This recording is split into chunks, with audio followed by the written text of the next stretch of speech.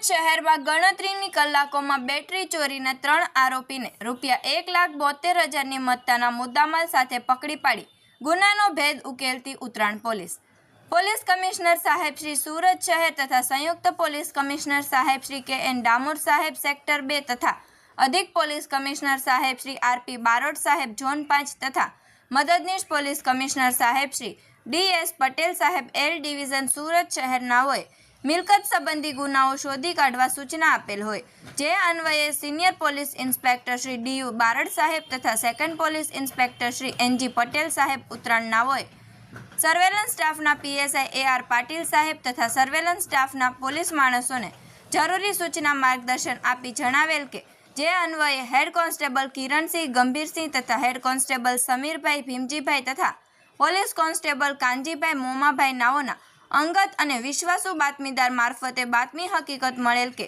એક auto rickshaw જેનો register number GJ05CV0091ની લઈ 3 ઈસમો ચોરીની બેટરી લઈ ઉત્તરાયણ મોટા વરાછા ગોપીન ગામ રિંગ રોડ ખાતેથી પસાર થનાર છે, જે બાતમી હકીકત આધારે મુદ્દામાલ સાથે 3 ઈસમોને પકડી પાડવામાં આવ્યા છે।